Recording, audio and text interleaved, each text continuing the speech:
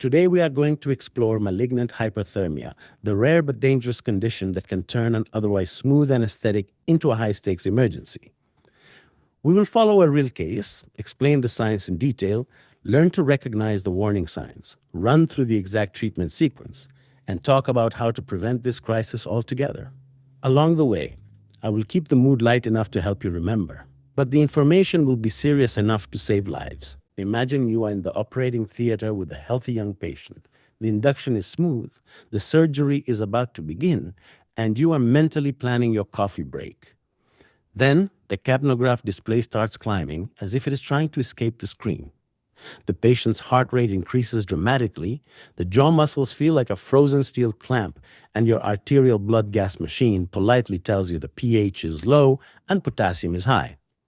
Congratulations, you have just met malignant hyperthermia.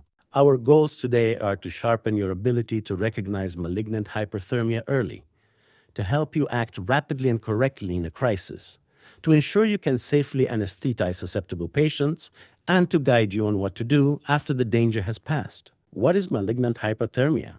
Malignant hyperthermia is a rare, inherited disorder that affects how skeletal muscle cells handle calcium. It is triggered in genetically susceptible individuals when exposed to certain anesthetic drugs, particularly the volatile inhalational agents and the depolarizing muscle relaxant succinylcholine. The underlying cause is usually a mutation in the gene for the ryanodine receptor type 1, which acts like a calcium gate in muscle cells, or in the gene for a subunit of the voltage-gated calcium channel. When triggered, the muscle cells release calcium uncontrollably, leading to a dangerous metabolic storm. In normal skeletal muscle cells, the ryanodine receptor opens to release calcium when it is time for contraction and then closes again. In malignant hyperthermia, the faulty receptor behaves like a stuck door, pouring calcium into the cell. The muscle stays in a state of constant contraction, burning through adenosine triphosphate, generating massive amounts of heat and carbon dioxide, producing lactic acid, and breaking down muscle tissue. This breakdown releases potassium and myoglobin into the bloodstream, which can lead to dangerous heart rhythms and kidney damage. Every volatile inhalational anesthetic agent and the depolarizing muscle relaxant succinylcholine are well-known triggers of malignant hyperthermia.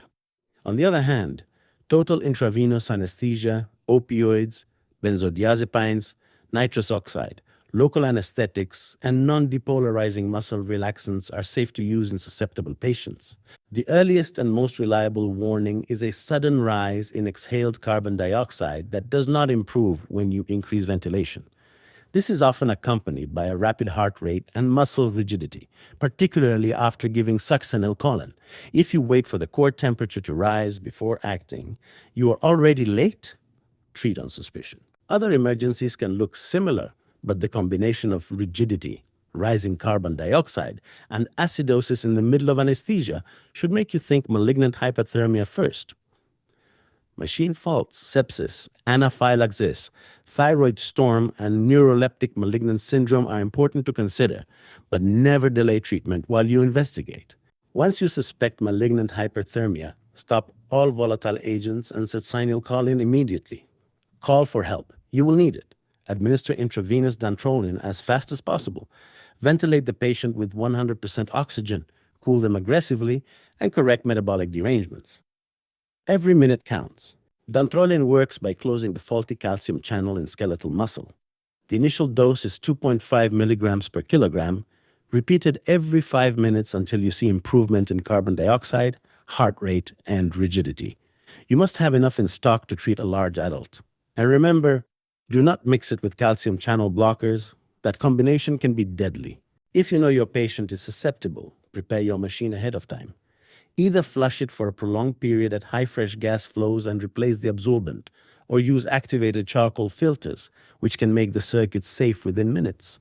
After the crisis, the patient remains at risk of relapse for the next day or two.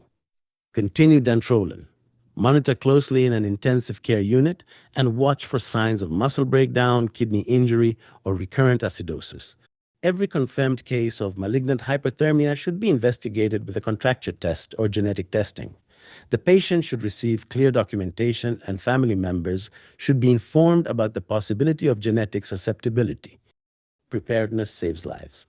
Your institution should be able to deliver Dantrolene within 10 minutes of diagnosis. Keep your malignant hyperthermia card stocked and ready, and practice your response until it is automatic. In our case, the team stopped the volatile anesthetic, gave Dantrolene promptly, cooled the patient, corrected the metabolic abnormalities, and transferred him to intensive care. He recovered fully. The moral of the story: suspect early, treat early, and you can turn a potential tragedy into a good save.